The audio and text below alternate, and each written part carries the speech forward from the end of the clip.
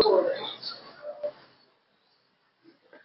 الحمد لله نحمده ونستعينه ونستغفره ونعوذ بالله من شرور أنفسنا ومن سيئات أعمالنا. من يهده الله فلا مضل له ومن يضلل فلا هادي له. أشهد أن لا إله إلا الله وحده لا شريك له وأشهد أن محمدا عبده ورسوله. اللهم صل وسلم وبارك على هذا النبي الكريم محمد صلى الله عليه وسلم وعلى آله وأزواجه وذريته ومن تبعهم بإحسان إلى يوم الدين. أما بعد، يا أيها الذين آمنوا اتقوا الله حق تقاته ولا تموتن إلا وأنتم مسلمون. يا أيها الذين آمنوا اتقوا الله وقولوا قولا سديدا يصلح لكم أعمالكم ويغفر لكم ذنوبكم ومن يطع الله ورسوله فقد فاز فوزا عظيما. اللهم لا علم لنا إلا ما علمتنا، اللهم علمنا ما ينفعنا زدنا علما واصلح لنا شأننا كله ولا تكلنا إلى أنفسنا طرفة عين. Masyarul muslimin muslimat rahimani Allah wa iyyakum ajma'in. Para bapak, para ibu, saudara-saudara jamaah maghrib yang dirahmati Allah, alhamdulillah kembali kita bersyukur kepada Allah Subhanahu wa taala atas limpahan rahmat dan karunia-Nya. Kita semuanya dalam keadaan sehat. Atas taufik dan hidayahnya kita hadir di Masjid Al-Bayyinah Surabaya ini dalam rangka beribadah kepada Allah Subhanahu wa taala, bertakarub kepadanya, yaitu menunaikan tugas kita sebagai hamba. Kewajiban kita yaitu salat fardu. Kita berharap senantiasa taufik dari Allah agar bisa menjaga salat fardu dengan berjamaah. Karena kalau betul-betul bisa menjaga salat fardu yang 5 waktu, tidak ada janji dari Allah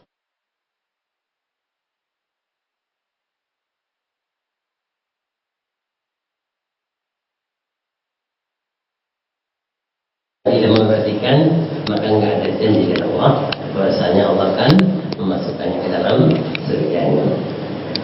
Baik, malam hari ini materi kita adalah al-kabair, yaitu dosa-dosa besar yang tentunya ya sudah kita mulai membahasnya. Yang pertama tentu syirik, ya, yang paling besar dari yang besar-besar itu yang paling besar yang harus kita hindari, kita jauhi, karena dosa ini tidak dimaafkan kalau tidak bertaubat. Sudah kita selesai bahasanya. Berikutnya al-kabirah as-saniyah, dosa besar yang kedua adalah qatlun nafsi, membunuh jiwa yang tidak berdosa, nggak ada salahnya, bukan karena pidana, bukan karena hukum, bukan karena qisas, ya, tetapi dia dibunuh. Baik, bahayanya membunuh, ya, walaupun sudah kita bahas sedikit. Lanjutannya kata Imam Az-Zahabi, beliau membawakan hadis yang lainnya, yaitu sabda Rasulullah SAW, la yazalul mar'u fi fushatin min dinihi malam yatanadda bidamin haram. Malam yatanadda bidamin haram. Jadi kata Rasulullah SAW, senantiasa seseorang dalam kelapangan dalam agamanya, lapang, luas, selama tidak menyentuh darah haram sedikit pun, tidak membunuh, tidak terlibat dalam pembunuhan, jadi nggak ada ikut serta maupun memprovokasi dan sebagainya. Jadi penulis di sini tidak menemukan hadis yang redaksinya seperti tadi, tetapi ada lafaz yang lain dari Ahmad dan juga Ibnu Majah. Laisa min 'abdin yalqallaha la yusyriku bi syai'an lam yatanadda min haram illa dakhala min ayyi abwabil jannah syaa. Insyaallah ya. Ini janji Allah lewat lisan Rasulnya. Tidak seorang hamba pun yang bertemu dengan Allah, kita semuanya akan mati nanti bertemu dengan Allah ya, dalam kondisi tidak berbuat syirik sama sekali, yang pertama, dan tidak menyentuh darah haram sama sekali, tidak ada syirik, pembunuhan, ya, kecuali dia masuk surga dari pintu yang mana saja. Dia boleh masuk dari pintu surga yang mana yang dia suka, insyaallah. Ini janji Allah dengan surga yang sangat mahal, yang tidak terbeli tentunya. Kecuali Allah jual kepada kita, kepada hambanya, dengan jiwa dan hartanya. Sangat mahal. Berarti memang berat. Makanya kita memang harus berjuang untuk selamat dari kesyirikan dan tidak terlibat di dalam masalah pembunuhan itu darah. Hadis dengan redaksi ini menunjukkan dua hal sekaligus. Yang pertama, besarnya kedua dosa ini. Ya, diantaranya yaitu dosa membunuh atau menumpahkan darah karena dirangkaikan, digandengkan dengan dosa terbesar yaitu syirik. Jadi urutannya begitu, setelah syirik kemudian membunuh. Kan gitu, la yusyriku bisyai'in, kemudian lam yatanadda min haram. Yang kedua, keutamaan meninggalkan dua dosa besar yaitu syirik dan membunuh orang lain dengan tidak nyerempet ya kedua dosa ini sama sekali, terbebas ya, maka seseorang akan masuk surga dari pintu mana saja yang dia sukai. Ini Masya Allah ya, dijanjikan pintu satu saja kita cukupkan, tapi sini dijanjikan dengan yang mana saja. Kita sama-sama tahu ya pintu surga ada 8. Dari mana saja gitu ya. Ini tentunya harusnya kita betul-betul ya tertarik, termotivasi dan ingin ya untuk bisa mendapatkan ini. Masyaallah muslimin hadanallahu wa iyyakum ajmain. Hendaknya seorang berusaha meninggalkan ya dosa membunuh orang lain dan juga tidak terkait dengan tertumpahnya darah orang lain. Artinya apa? Tidak menjadi pelaku, misalnya pelaku utama eksekutor ya.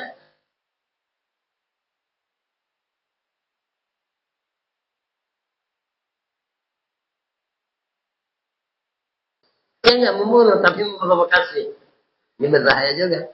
Ya, katakanlah mungkin ada ketika dia yang teriak bunuh dia, orang membunuh karena ucapan dia berbahaya nih. Jadi kata-kata walaupun singkat tapi dampaknya waliyadzubillah ya, terutama di zaman yang ya zaman sekarang dalam medsos gitu ya, bisa jadi seorang ya menjadi salah satu dari ribuan provokator yang menyebabkan tertuanya darah orang lain. Katakanlah demo, kerusuhan, itu kadang kan siapa yang menggerakkan, siapa yang membakar semangat yang menjadikan mereka sampai merampas, menjarah, membunuh dan sebagainya. Ya karena dalam hadis ini Nabi SAW bersabda lam yatanadda. Apa itu yatanadda? Ini diambil dari an-nadawah. Maknanya adalah al-balal, percikan atau basah. Sehingga maknanya apa? Maknanya ya adalah sama sekali tidak terkena percikan darah orang lain. Kalau dulu membunuh kan pakai pedang, pakai tombak, pasti ada darah yang mencap, yang ya, terpercik ya, seperti Utsman ya, bin Affan radhiyallahu yang dibunuh ketika itu ya, itu darahnya ya tentunya sampai memercik.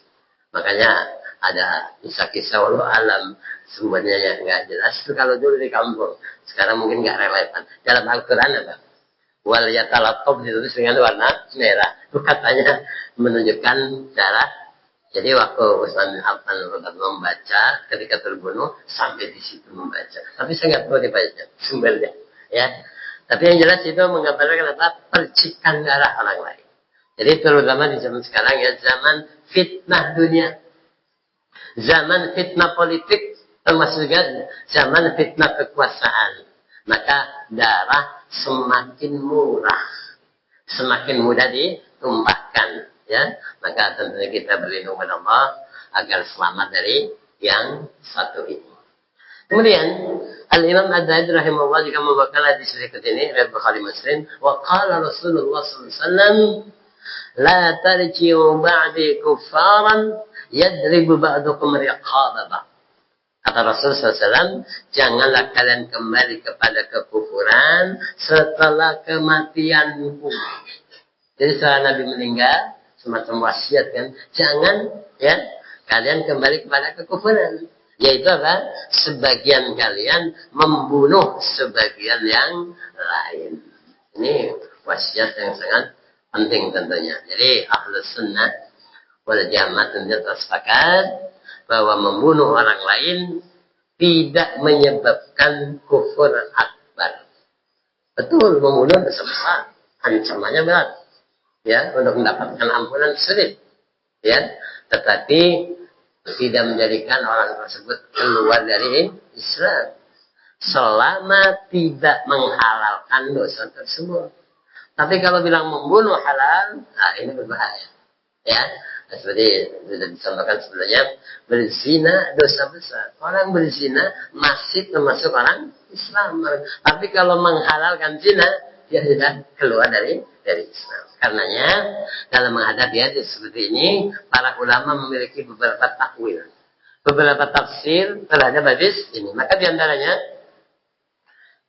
yang dimaksud dengan kufur adalah kufur asghar, kufur kecil, kufrun duna kufrin.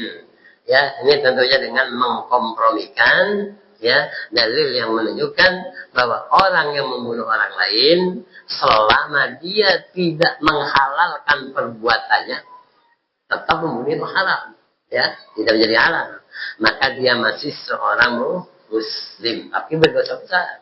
Ya, bukan termasuk kufur akbar yang bisa mengeluarkan seorang dari agama Islam atau murtad. Artinya apa? Dalam sebagian hadis, ya, ketika Rasulullah SAW menyebut suatu perbuatan termasuk kekufuran, maka ini menunjukkan bahwa perbuatan tersebut termasuk dosa besar. Bagi contoh, ini mungkin kita akan dapatkan banyak ya. Salah satunya kata Nabi SAW dalam hadis Bukhari, "Sibabul muslimi fusuqun wa qitaluhu kufrun." Mencaci maki seorang muslim, mencela adalah kefasikan dan membunuhnya adalah kekufuran. Karena kita seorang membunuh nggak otomatis dia menjadi kafir kan itu.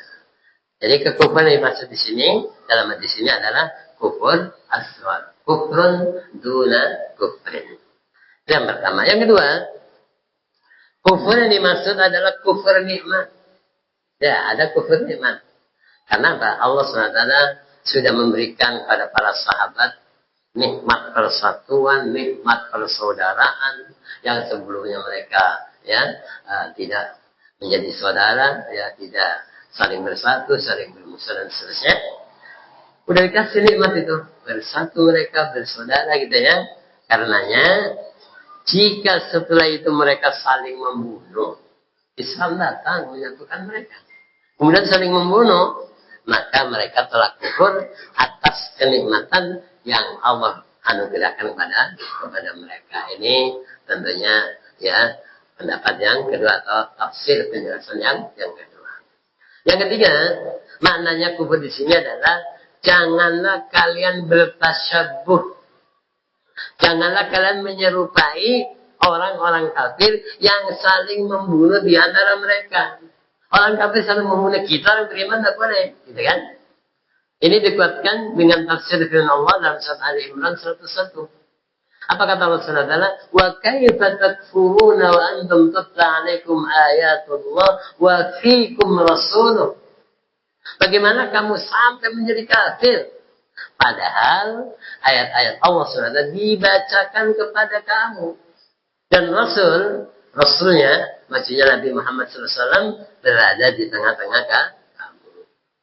Bahwa ada seorang kafir yang hasad dengan kaum Ansar.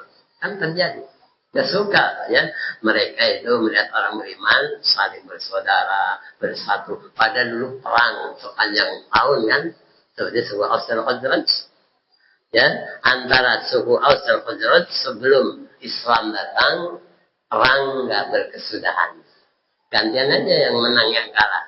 Jadi kayak lomba-lomba yang ada sekarang ya, Olimpiade dan sebagainya. Jadi perang memang betul-betul perang.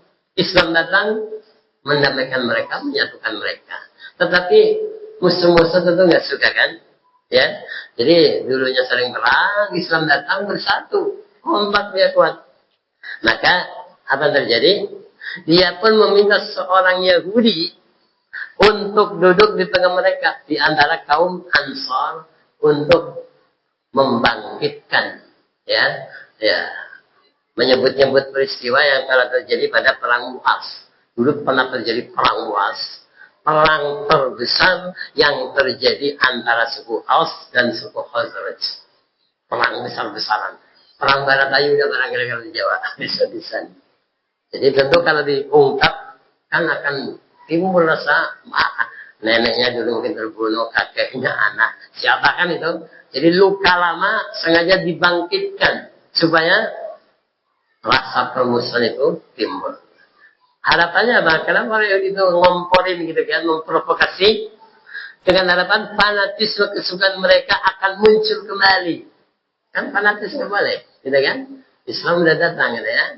Nah, mereka ingin membangkitkan ya sehingga dendam atas nenek moyang mereka diharapkan akan muncul dan terjadilah perang kembali. Akhirnya benar-benar terjadi.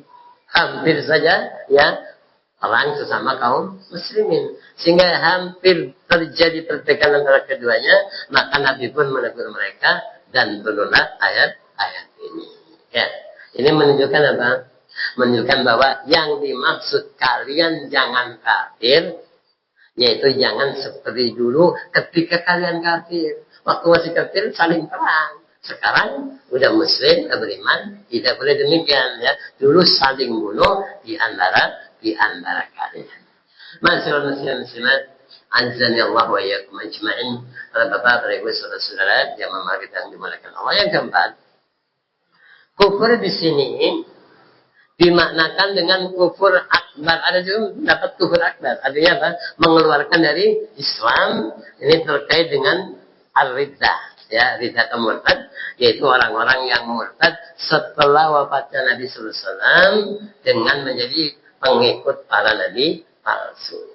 Muncul Nabi meninggal, ya, Nabi masih hidup saja sudah ada Nabi palsu ya, apalagi setelah Nabi meninggal, sama Abu Bakar, seperti Musailamah al-Kadzdzab dan atau juga ikut mengingkari kewajiban membayar zakat.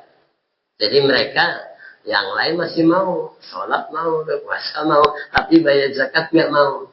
Mereka beralasan dulu bayar zakat dikiranya untuk Nabi. Padahal kan perintah Allah itu kan, seakan-akan Nabi sudah meninggal, nggak berlaku lagi itu kewajiban kan. Jadi intinya di sini menunjukkan bahaya, ya, begitu bahayanya dosa membunuh.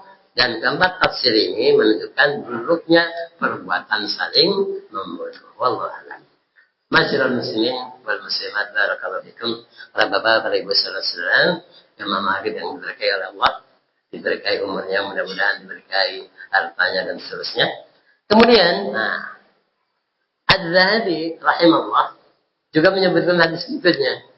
Riwayat Anas dan Al-Baihaqi, wa qala sallallahu alaihi wasallam, dan bersabda Rasulullah SAW, laqaddu mu'minin, mimma hal yang mulianya orang beriman ya, a'zamu indallah min zawalid dunya. Berapa nilai dunia coba? Ya. Tapi kata Rasul, terbunuhnya seorang mukmin dengan cara zalim, ya, bukan karena hak, lebih besar di sisi Allah daripada hilangnya dunia. Dunia nggak ada nilainya di sisi Allah. Kalau kita berebut kan, tapi di sisi Allah nggak ada nilainya. Makanya orang kafir masih kasih minum, kasih makan, kasih harta. Kalau berharga, mereka tidak akan mendapatkan ya seteguk minum pun gitu ya. Jadi benarlah bahwa seorang mukmin yang taat kepada Allah tentunya, seorang mukmin yang mentauhidkan Allah Subhanahu wa taala, ya, maka kedudukannya sangat agung di sisi Allah Subhanahu wa taala. Tapi kalau nggak beriman, tentu nggak ada nilainya. Ya. Jadi di antara yang menunjukkan bahwa Allah mengangkat derajat seorang mukmin adalah Allah Subhanahu wa taala mengutus seorang nabi dan rasul di dunia ini agar manusia bisa beribadah kepada Allah. Tanpa rasul, tanpa nabi, gimana cara beribadah? Kalau pengetahuan mungkin bisa dengan penelitian, dengan try and error, ya, dengan macam-macam. Tapi kalau beribadah, nggak mungkin tahu caranya bagaimana. Ya kan? Makanya diutuslah Nabi atau Rasul untuk mengajari manusia. Yang kedua, Allah SWT menurunkan Al-Quran agar dia semakin mudah beribadah kepada Allah.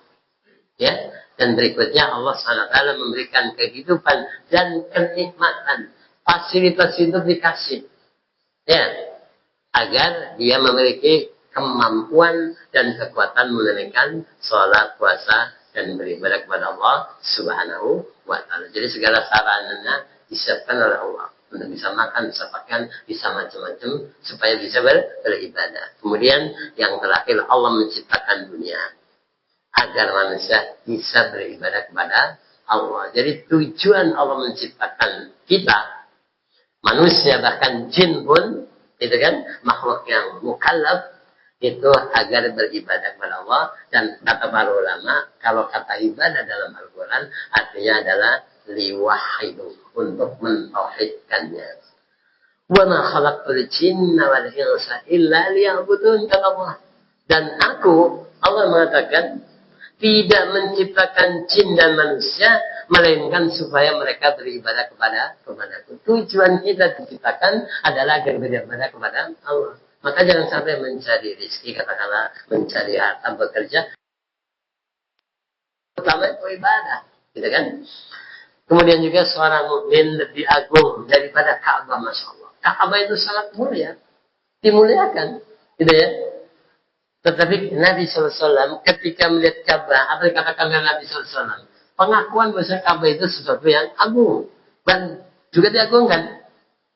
Ma'adamaki wa'adama hurmatak, kata Nabi melihat Ka'bah, betapa agung engkau wahai Ka'bah. Orang mengagungkan. Sampai sekarang setiap orang tawaf ingin mencium Hajar Aswad, nggak semuanya dapat kesempatan itu kan. Jadi betul-betul diakui betapa agung engkau wahai Ka'bah. Wa'adamu, tapi dibandingkan dengan orang mukmin, kata Nabi, wal mu'minu a'zamu hurmatan 'indallahi.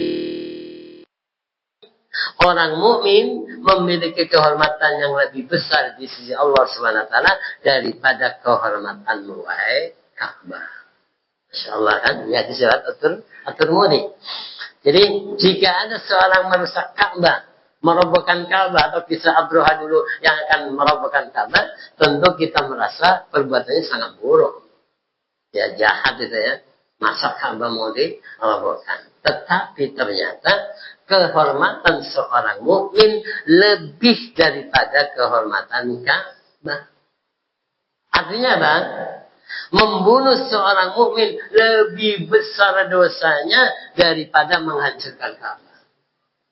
Ini bukan berarti menghancurkan Ka'bah itu ringan ya, tapi dibandingkan dengan membunuh seorang mukmin. Kenapa? Karena tidaklah Ka'bah ditegakkan melainkan agar menjadi pusat ibadah kaum mukminin. Sebagai kiblat, gitu kan? Maka maksud dari hadis yang sedang kita bahas ini adalah terbunuhnya seorang mukmin lebih besar dosanya di sisi Allah Subhanahu wa taala daripada dosa merusak alam semesta ini, ya, selain membunuh kaum mukminin. Maka kita tahu bahwa Allah SWT tidak menyukai kerusakan. Wala tufsidu fil ardi, kan? Apalagi kerusakan yang mengakibatkan rusaknya dunia ini.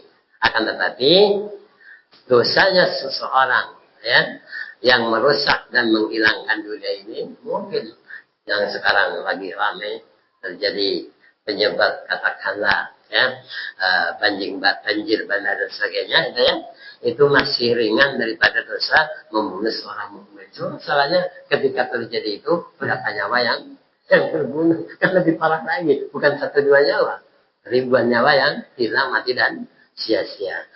Kata Ibnu Al-Arabi, dia mengatakan, "Sabatan nahyu an qatl bahima bi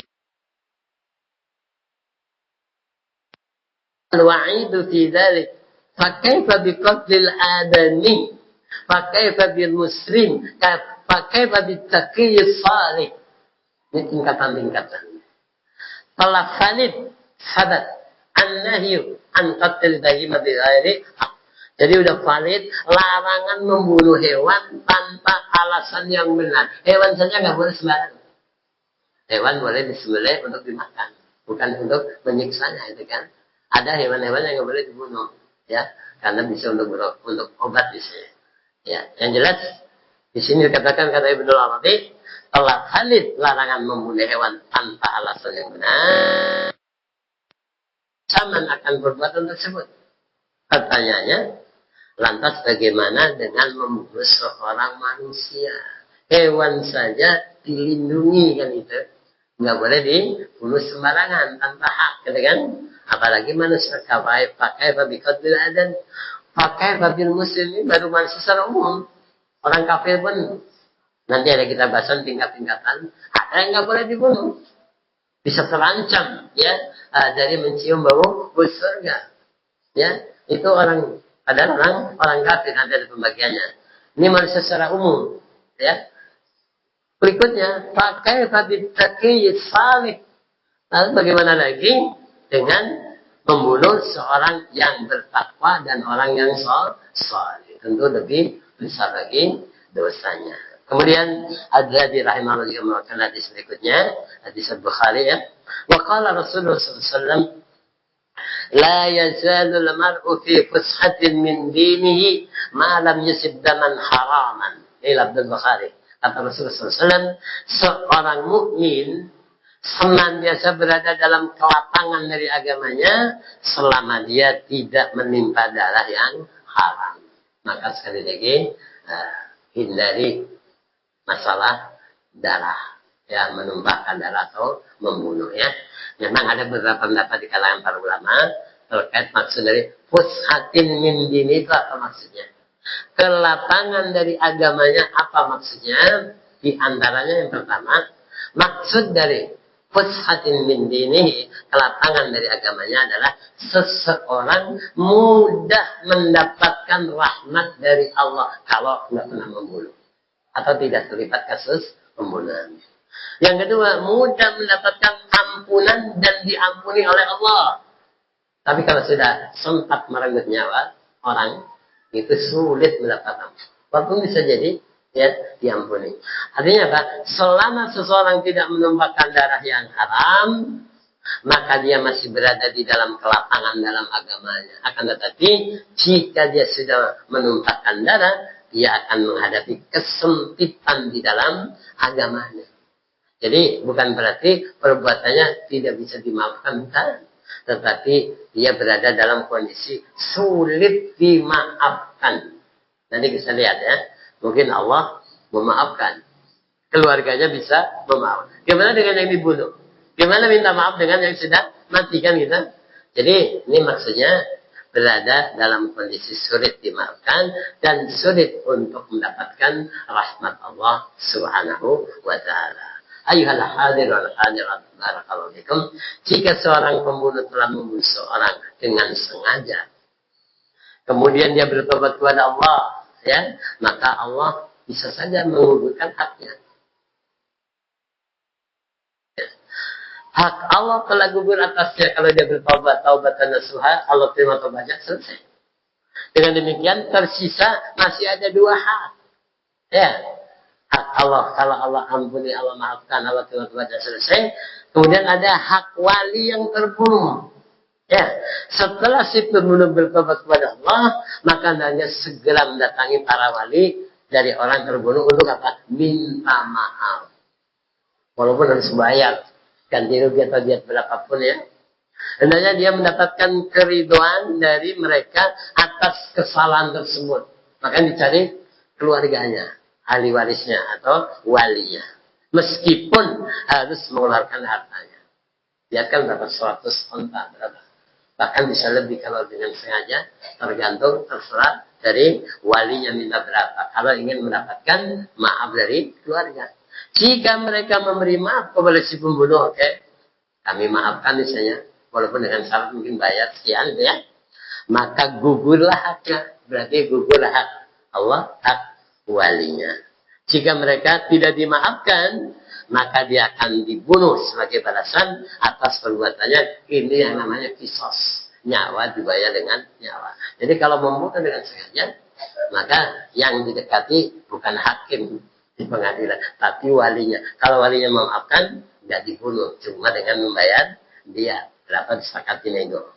Tapi kalau walinya nggak menerima, nggak memaafkan, maka dia harus dieksekusi, ya, harus nyawa dibayar nyawa. Itulah yang namanya kisos. Kemudian yang kedua, hak orang yang terbunuh ini, keluarga nggak bisa mewakili memaafkan, karena dia terbunuh sudah mati, sudah dikubur. Ya, kan sering orang kadang mewakili keluarga lah. Ya, mohon dimaafkan keluarga kami, kan, kalau punya utang laporkan. Kami akan, tapi kalau utangnya banyak nggak bayar juga. Kalau sampai 100 juta, mana buktinya? Nggak ada buktinya, nggak mau. Itu menyusahkan yang mati, kan? Berbahaya, kan? Nah, tapi yang saya nggak paham kadang, kok bisa dia mewakili yang mati? Saya juga sudah, ya, mayat sudah memaafkan. Kecuali dia berwasiat kali ya, sebelum meninggal, pokoknya semua orang bersalah sudah saya maafkan, sampaikan nanti. Kan itu lainnya. Baik.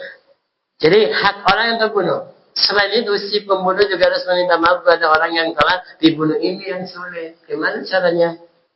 Dan ini sebagai dalil di antara kesulitan yang didapatkan oleh pelaku pembunuhan. Gimana caranya minta maaf orang yang sudah dibunuh?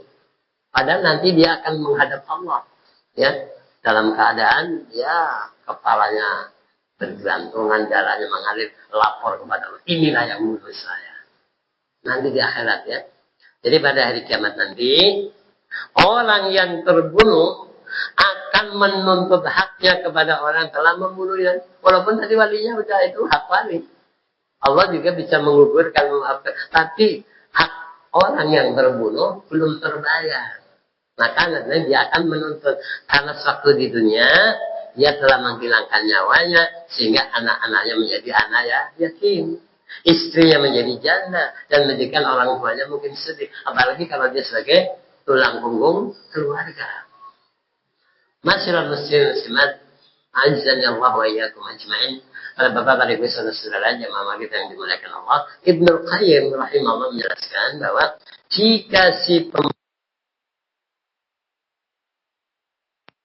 bertobat kepada Allah, maka pada hari kiamat hak yang terbunuh tidak akan dihilangkan oleh Allah, akan tetapi Allah yang akan membayarnya. Artinya nggak bisa, dan makanya perlu taubatan nasuha, sungguh-sungguh serius, ya, dan tidak mengulangi lagi tentunya, kan, dan ya benci dengan perbuatan tersebut. Jadi memang nggak akan hilang, hak dia tetap ada, tapi Allah yang membayarnya. Nah, kalau serius. Kemudian yang kedua, di pengertian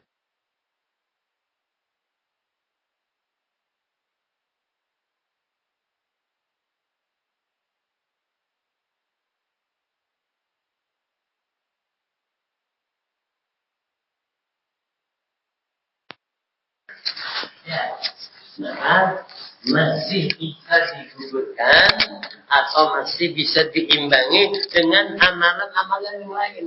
Mungkin banyak bersedekah, banyak beribadah, banyak puasa, nolong orang, gitu kan. Jadi selain dosa membunuh, masih bisa digugurkan, diimbangi dengan amal soleh nanti ketika ada daun timbangan pada kiamat. Ada mizan kebaikan dengan keburukan, gitu kan. Adapun jika dosanya dalam membunuh, maka amal soleh tidak kuat, tidak bisa mengimbang, nggak seimbang, sebanyak apapun, gitu kan?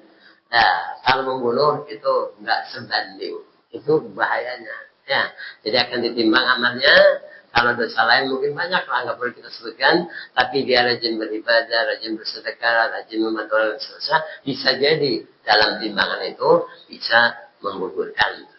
Dan yang ketiga, Dalam sebagian riwayat disebutkan fushatin min dzanbihi, kelapangan dari dosanya.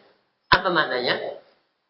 Maknanya adalah selama dia tidak melakukan dosa membunuh, dosa selain pembunuhan, tentu selain syirik gitu ya, maka dia masih mendapat kelapangan dari dosanya, yaitu dia masih bisa diterima taubatnya dosa-dosa lain. Jika dia telah membunuh, maka sulit untuk diterima taubatnya. Ini dalam Fathul Bari disebutkan.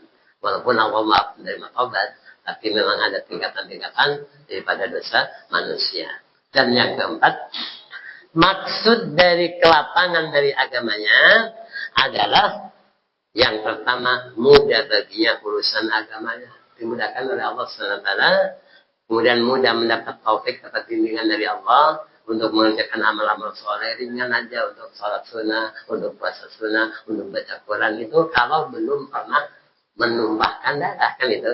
Jika dia membunuh, maka urusan agamanya menjadi sempit dan sebenarnya. Sholat mungkin berat, pokoknya melakukan kebaikan susah. Ya. Dan yang kelima, maksud dari kelapangan dari agamanya yaitu dadanya lapang. Ya. Ketika dia membunuh, maka dadanya menjadi sempit. Beda rasanya kan? Karena ancaman Allah begitu dahsyat, tidak sebagaimana ancaman dosa yang lainnya. Beda ancamannya. Ya. Orang melanggar pun beda rasanya kan? Kalau pelanggaran kecil dengan pelanggaran besar. Apalagi ini antara dosa-dosa biasa dengan dosa membunuh. Jadi kan juga dia harus menghadapi tuntutan keluarga ya dari sang mayat dan menjadikan semakin sempit. Ancaman azab dari Allah, tuntutan dari keluarga untuk membayar ganti rugi dia dan sebagainya. Jadi yang menjadikan masalahnya kata penulis di sebagian negeri termasuk di negeri kita, darah menjadi sangat tidak berharga. Mudah saja menumpahkan darah. Banyak terjadi kita dengar dalam sekeluarga, kakak adik kadang ada yang saling membunuh, orang tua ada bunuh anak, bahkan sebaliknya, apalagi fenomena misalnya tawuran gitu ya. Ini kenapa terjadi? Karena syariat Allah tidak ditegakkan.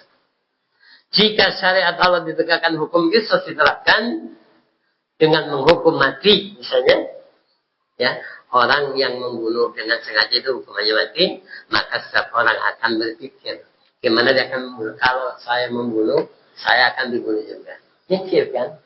Tapi kan kalau cuma masuk penjara, di sana malah dikasih makan. Ada yang ingin di penjara, nggak perlu bayar kontrakan, nggak perlu mikir makan. Udah pulang pun malah bingung dia keluar dari bebas dari penjara. Ya sama dengan mungkin hukum-hukum yang lainnya ya. Ya seperti yang kita ya lihat ya di negeri ini kan. Jadi inilah intinya. Makanya kata Nabi, malam yusib zaman haraman, selama dia tidak menimpa atau mengalami darah ya, darah yang haram. Jadi hadis ini tentunya ya hadis yang kita bahas dan hadis yang sebelumnya juga bahwa terbunuhnya seorang mukmin lebih besar di sisi Allah daripada hilangnya dunia. Ini menjadikan sebagian ahli ilmu memandang bahwa dosa membunuh tidak akan diampuni oleh Allah. Ini pendapat ini dinukilkan dari sahabat Ibnu Umar dan Bukhari disebutkan inna min waratatil umur allati la makhraja liman aqana safiha sabqud damil haram bi ghairi hilli. Sesungguhnya di antara perkara-perkara membinasakan yang tidak ada jalan keluar bagi orang menjerumuskan dirinya kepadanya, apa itu? Menumpahkan darah yang haram tanpa hak.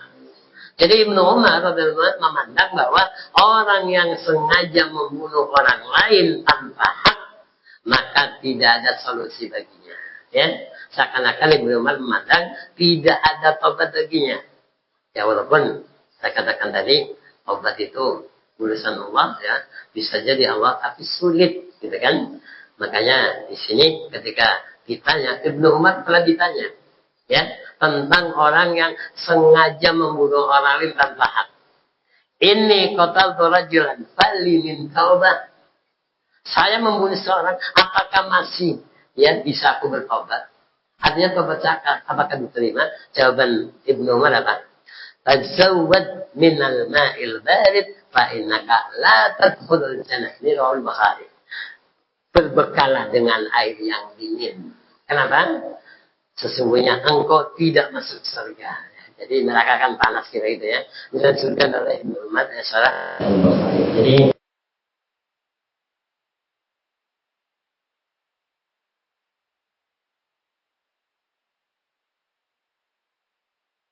pembahasan berikutnya banyak berkaitan dengan ini, termasuk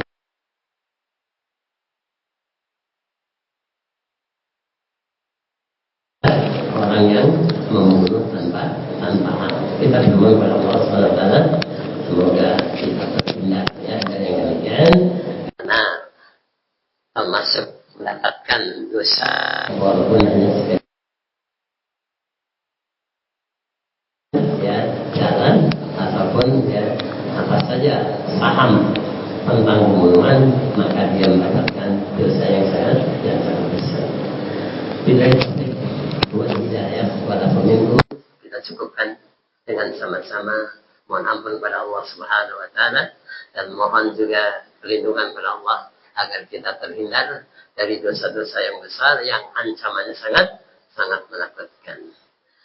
Kita tutup dengan doa kafaratul majlis. Subhanakallahumma wa bihamdika asyhadu an la ilaha illa anta astaghfiruka wa atubu ilaik. Mohon maaf. Wassalamualaikum warahmatullahi wabarakatuh.